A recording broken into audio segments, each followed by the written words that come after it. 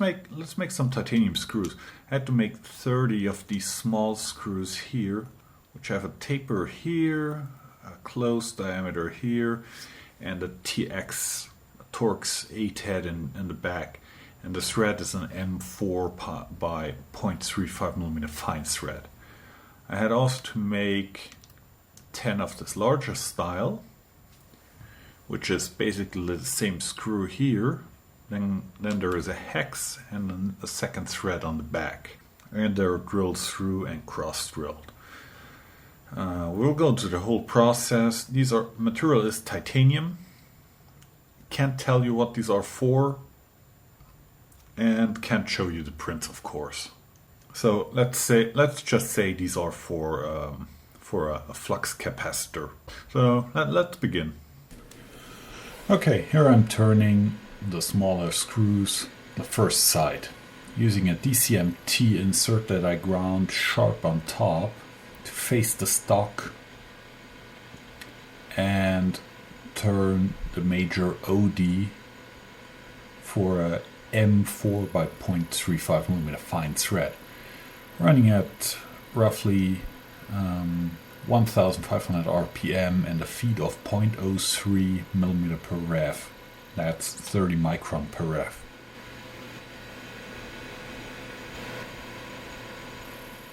Now I'm turning the next smaller diameter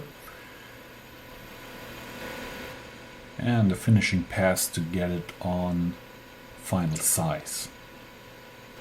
Changing to a 45-degree tool that can turn a chamfer and also do an OD. It has a little bit of side relief to the right, so it can act as a normal turning tool. Taking the full depth in one pass,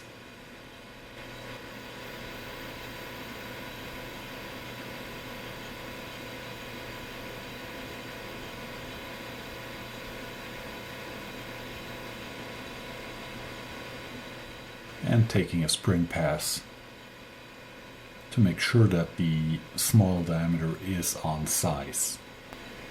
Turning the chamfer for the M4 by 0.35mm fine thread. Changing to a 20-degree chamfering tool. This part needs a tiny 20-degree lead-in chamfer on the front. All these custom tools are ground out of micrograin solid carbide on the D-bit grinder.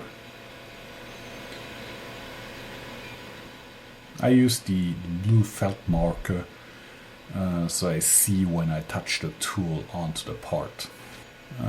Grooving tool, using this to cut the thread relief on the back of the part. Changing to a 60-degree solid carbide threading tool. We're single point threading this fine thread at roughly 400 RPM. A little bit of cutting oil, as this is a form cut. Threading on a metric manual lathe, you usually leave the half nuts closed and just reverse the machine to go back to the start of the thread. It's a very safe method of threading. Checking with a thread gauge ring. Goes on, doesn't wiggle. And here is the no-go gauge. This cannot screw on.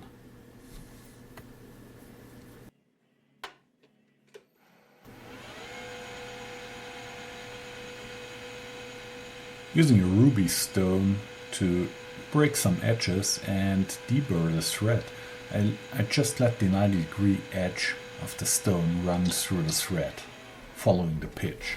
Followed by a flexible rubber abrasive stick, like a Kratex stick, also chasing through the thread,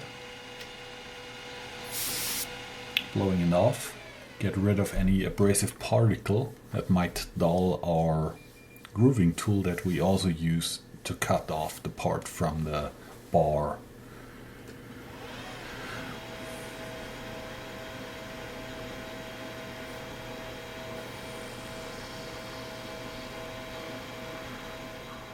Yes, it's not safe practice to catch the part by hand. Okay, there's a second version of the screw.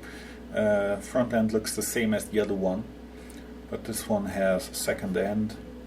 Gets also a M4 by 0.35mm fine thread, and it also needs to be drilled 16mm deep. That's almost the entire length of the part with a 1.4mm drill. So take it in a collet, and I'm drilling with the carriage.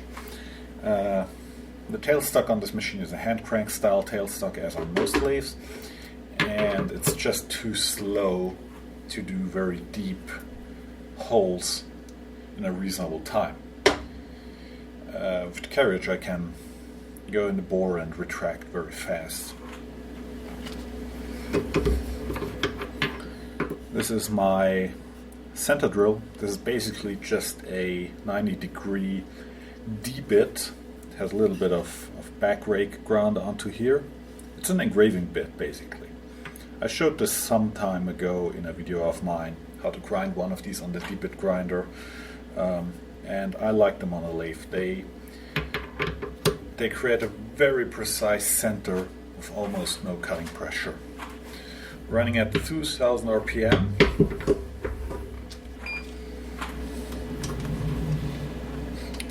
Get my tool on center. I have the offset for this tool and my drill set in the DRO.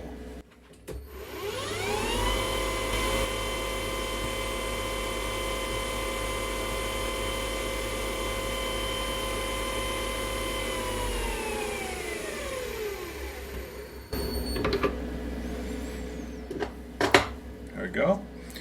1.4mm high-speed steel drill, titanium aluminum nitride coated. I'm using a little bit of cutting oil so the chips do not weld themselves to the drill bit. What's also nice is by drilling with the carriage, I have the linear scale on the C-axis. It shows me my depth, so holding a depth tolerance is very easy.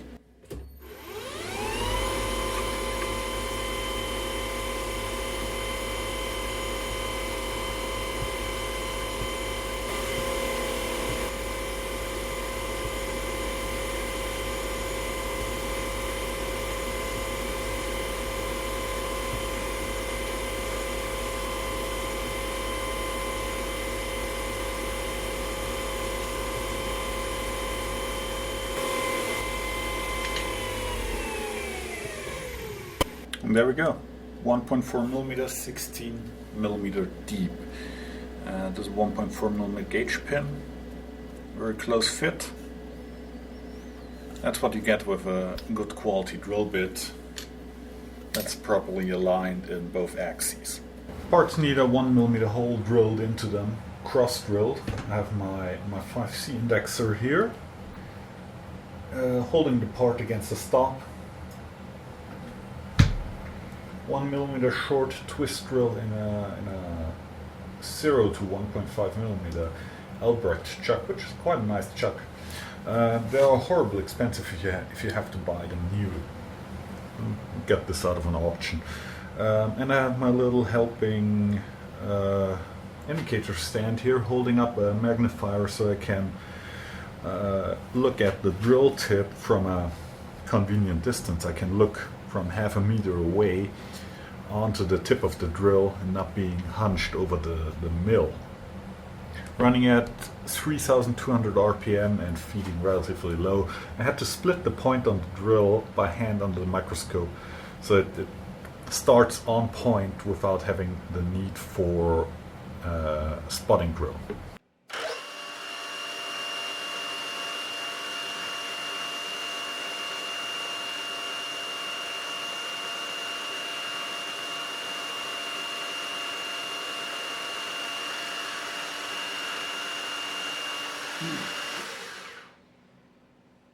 There we go, pops out, just needs a little bit of deburring.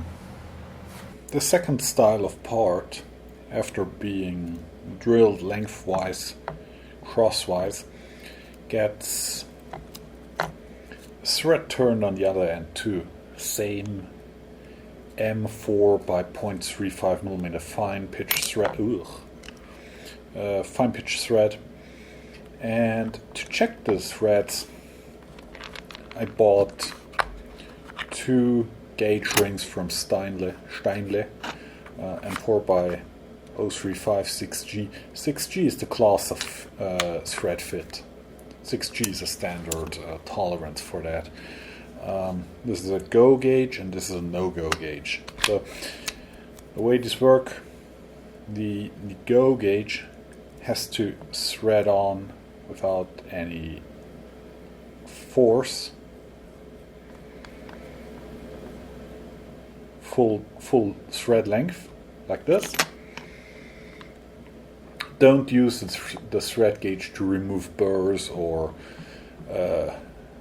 change the thread fit.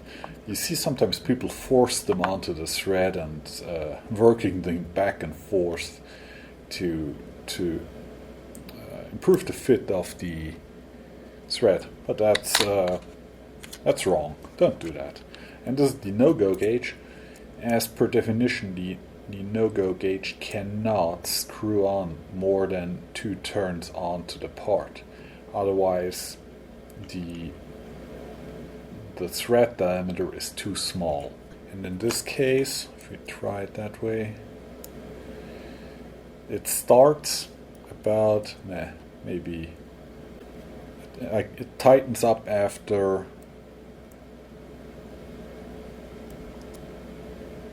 half a turn, not even half a turn, a quarter of a turn, and it's tight. Don't force it or you will damage the threads. Just a tiny amount of torque to see if it goes. If it doesn't go, your thread is good. Or you have a burr.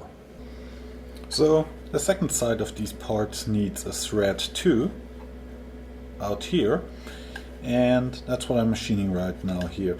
I have the part sticking out 5.5 millimeters and the machine length will be 5 millimeters. So we're awfully close to the collet. Have to be a bit careful here. I did it already on this one. This is just a brass setup and test piece because titanium is expensive. Guess what? Yeah, let's begin. I will touch off on the end. I use a little bit of blue marker.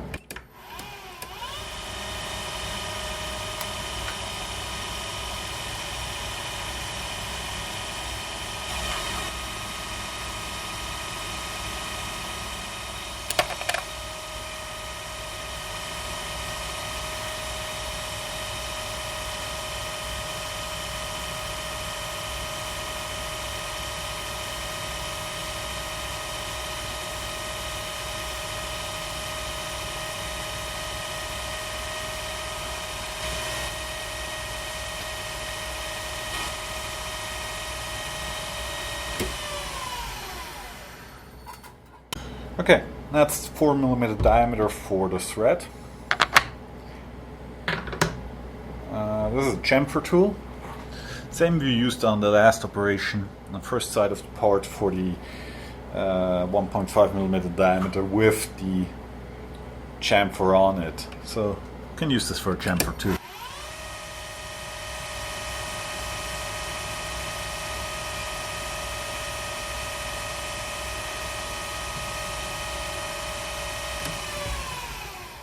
Pawl horn, triangular parting or grooving tool, 2 millimeter wide. For the thread relief, it's a relatively wide thread relief, but it's spec'd that way in the drawing, so I'm going with it, of course.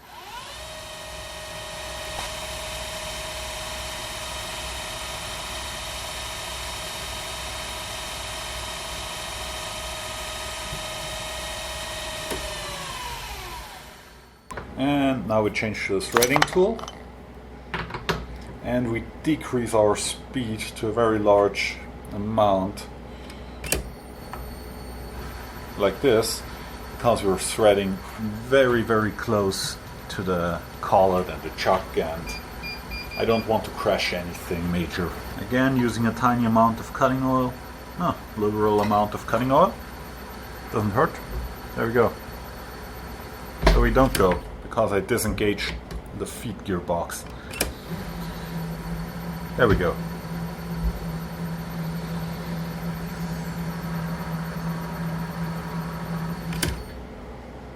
And as you can see, we're maybe 1 millimeter away from the collet. So I have to stay focused during this operation.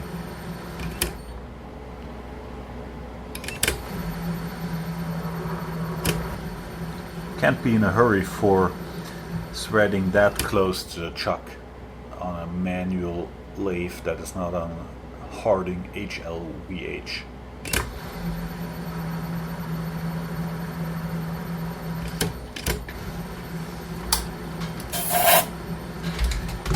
Okay, we're down to final diameter. Now we will take 2 spring passes and the thread should be a perfect fit.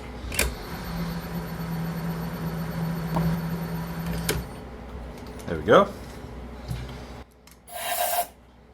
Testing with the Go gauge ring.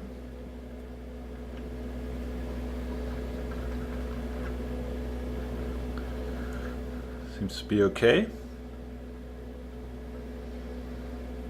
Don't drop it. They're expensive. And here's the no-go gauge. Yeah, threads on slightly over half a turn. That's okay.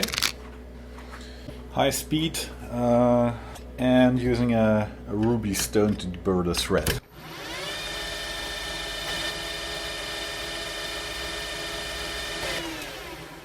Followed by the flexible Cratex stick.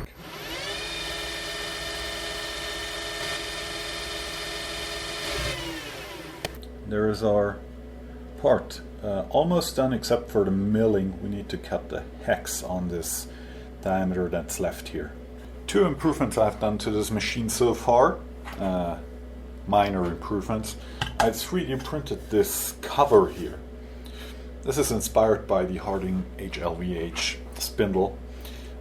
It has a sheet metal cover that goes over the spindle and protects the spindle taper when you're using collets. But it also covers up the whole spindle, which is very nice when you do delicate work like deburring with a stone close to a collet chuck. You have a place to rest your hand on it and work, for example, a stone like this. And normally I rest my hand on spinning spindle, but that's not proper safe practice. And it gets hot over time. So this is a major safety improvement. This is version 1. Second version will go closer to the spindle, to the collet sleeve here. So there is a smaller gap here, and it also needs a drain down here for cutting oil and small chips that get in so they can't fall out. Second improvement is this lever here. It's stupid simple. This turns the spindle on and off. Originally, it's a classic European style main switch for a machine. Usually these are used as a main power on and power off switch. Like here on my milling machine, this turns on the whole power for the machine. On this machine there was a power main switch up here, which I don't need because I'm running a VFD. It has a separate main switch. And down here was spindle on, forward, reverse, with 2 positions for low and high speed. But these switches are a bit finicky to handle when you're concentrated on your work and you have to move, operate it with your left hand. You have to get your fingers in there and move it, and not very good. I 3D printed out of black PLA this handle. It has the same style of handle body like the original Amco handles, and 8mm dowel pin pressed in here, and then this handle here is also 3D printed, shaped after the original ones. And this is great. You can operate this blindly. It's easy to hit, you don't miss it. Great when you're doing precise work and you have to be concentrated on the spindle, but you still have to be able to operate the machine very precisely. So these parts need a hex milled onto them, but holding them is a bit of a challenge. We have a fine thread here, we have a fine thread here, and we have a 2.8mm diameter here. So the thread is nothing to hold on with a normal collet, and this 2.8mm diameter is too far away from where the hex is going to be milled. The only option is to hold it on the thread without damaging the thread. So I came up with this. This is an adapter or sub-collet. It has a 7mm diameter here and is relieved back here down to 6.8mm, I think.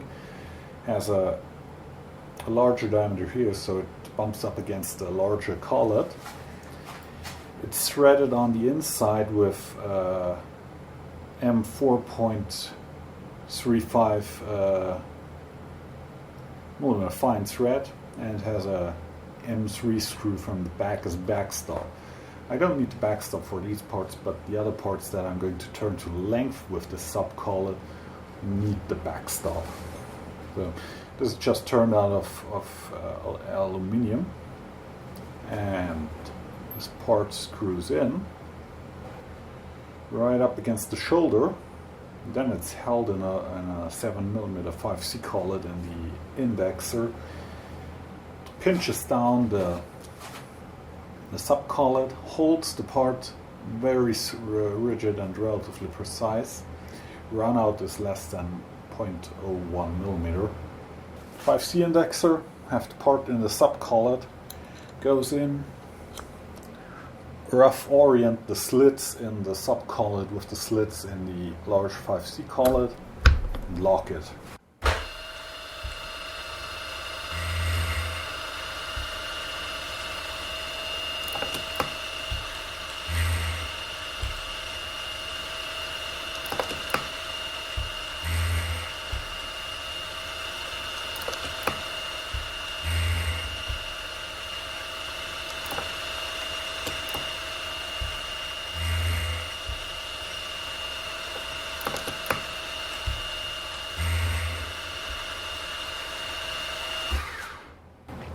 There we go. That's just a brass setup piece, but you get the idea. Unscrew the part from the sub-collet. There you have it. One beautiful hex. And it's on size, as it should be. I'm machining the backside of the shorter type of screw. These need cut to length, and they need to be drilled 1.6mm, 2.4mm deep, and I'm holding them in the sub-collet again, and that's where I need the backstop. The backstop screw allows for the part to screw in to a very precise depth, and due to the fact that my threads are all relatively precise in its OD, I've checked them with the thread gauge. My axial position in the collet, in the lathe collet, is very repeatable, well within 0.02 millimeters, 20 microns.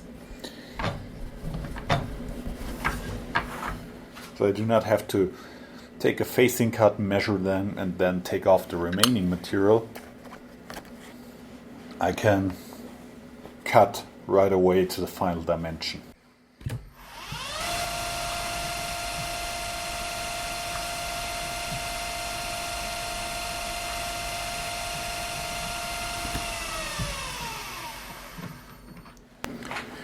Combined tool for chamfer and center bore, or spot drilling.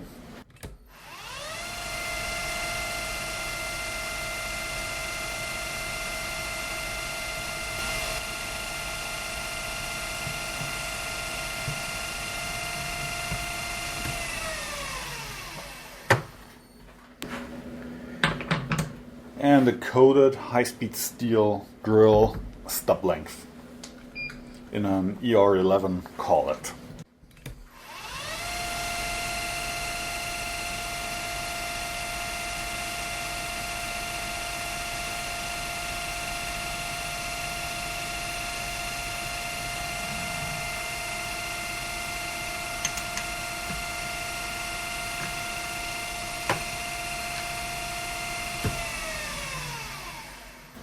used a 4-fluid chamfer mill to deburr the hole, and I'm using the ruby stone again flat against the face to take off the burr that has been thrown up by the countersink, secondary burr that is.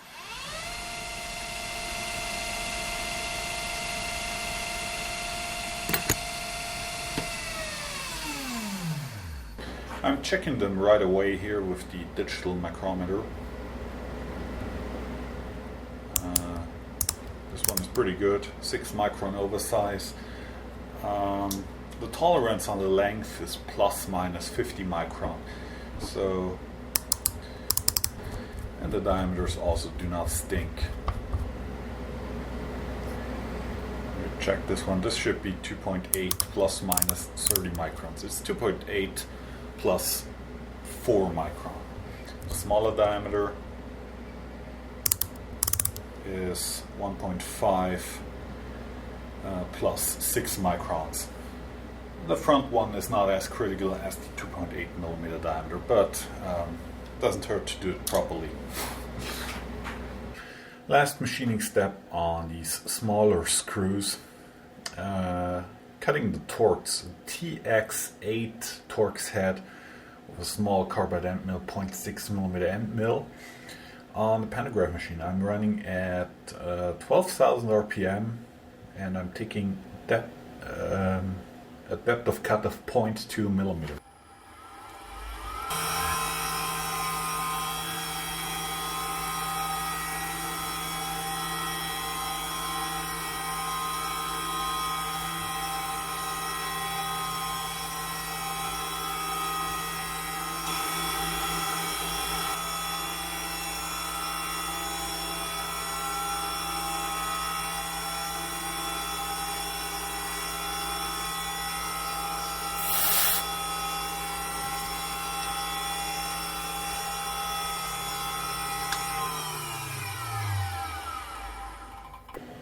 Takes about 2 minutes to cut this Torx head, relatively fast on the manual machine.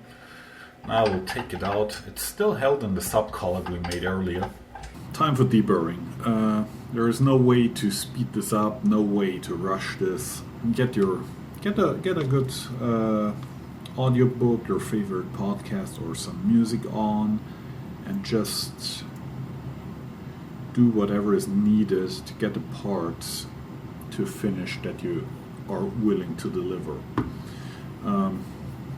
With these small parts like these here, it's nice to have something to hold on. So I took an old 6mm Albert chuck and just holding on to the subcollet that I showed you earlier that we used for milling, holding on to this so I can screw the part in here against the stop, and it locks up, and now I have something to hold on, manipulate it while I do the deburring. I'm using a small electric die grinder, relatively low speed, maybe 6,000 RPM at the moment, with a flexible, this is an actual rubber with an abrasive in it. These work exceptionally well for deburring. They do not create a secondary burr, and they are very gentle, so you can hit the end of a thread and remove where the material goes to thinner thickness. You can remove that without creating additional burrs. I'm using a piece of Scotch-Brite, super fine, compressed air, magnification. I also have my microscope here, and some isopropane alcohol to blow off the parts after I'm done. Wash them and blow them off. Also some tweezers to handle the parts. Also I have a tiny square needle file, number 4 cut, very fine, to remove here in the thread relief. There's sometimes a little hair of metal sticking in, and this tears down the rubber abrasive very fast, so I can just come in and get it off with a needle file. It is a tiny Valorb needle file. So let's get started. We start up here at the thread chamfer, and we're just going to hit this with the rubber abrasive. We just hold the tool here steady, and we spin the part beneath it.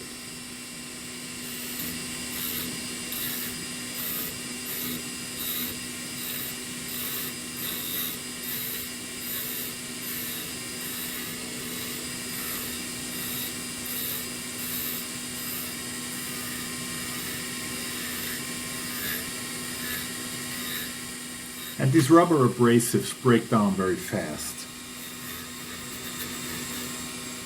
We hit the top too, a little bit. Now we go for the hex. We will chamfer the edges, the top edges. Just by hitting them with the abrasive.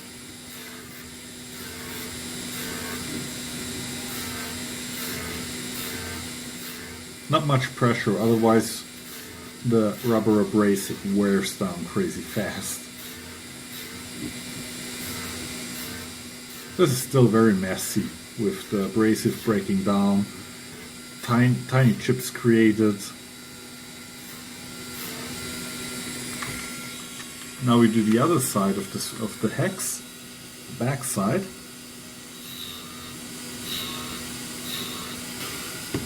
Something like a ball vise an engraver would use would be insanely useful for this. For example, with a round mag chucker, you can just stick it on and then spin it. Definitely need to get something like this if I do more of these small parts, because deburring is always an important fact of making parts. Now we hit the large surfaces of the hex. Just give them a little bit of a lay with the abrasive.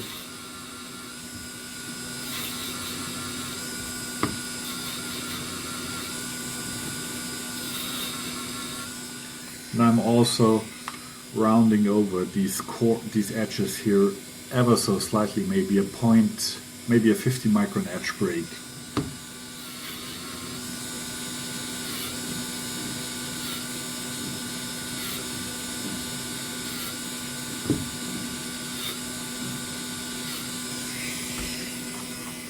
Now it's time to get some compressed air in. And magnifier. Piece of Scotch-Brite. Just spin it a little bit. Gets rid if there is really any burr left on the thread, but there shouldn't be, because we used, when we threaded it, the Cratex rubber abrasive. That gets rid of anything. A little bit of alcohol, a little bit of compressed air, blowing the part off, unthreading it. While I'm here, I'm double checking the thread if there is any burr on it with the thread gauge.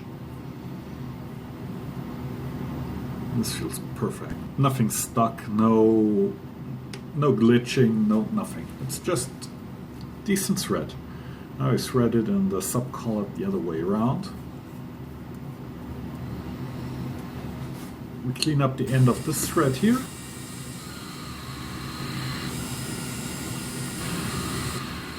And we clean up the last bit of thread.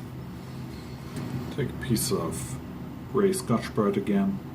I like to cut my Scotch-Brite in small squarish pieces. Very economical that way. For some reason, the Scotch-Brite is surprisingly expensive, so I like to make good use out of it. Just give it a small rub on the Scotch-Brite. IPA, not the hipster beer. This is actually isopropyl alcohol. I'm Bavarian, so I can call it hipster beer. There we go. One part deburred and ready to go. That's almost 10 minutes of deburring on camera. I will edit this, of course, down. But you get the idea. Deburring is an important part when you make stuff, and it just gives a part a decent appearance. And when somebody unpacks these parts and looks at them, and he cuts his fingers right away, he will know that nobody has taken any care of it. But if he takes them out and they look like somebody, like a bought one, they will be very confident that the parts are good anyway, which they are. But yeah, the threads are feeling really good. The no-go gauge does not go on. It threads on like half a turn, which it has to, because there is always the first turn, the first thread exposed, and that's where the thread gauge can kind of engage on, but then it's completely stuck. Do not over torque the no-go gauge, otherwise you damage the thread beyond repair. So I hope you enjoyed me making these screws. Maybe you get an idea on how to machine relatively small parts on manual machines. You don't need a million RPM for small drills to turn small diameters and stuff like that. That's a misconception. I will do a separate video on small tooling, small diameter turning and stuff like that. So until then, thank you all for watching and see you next time.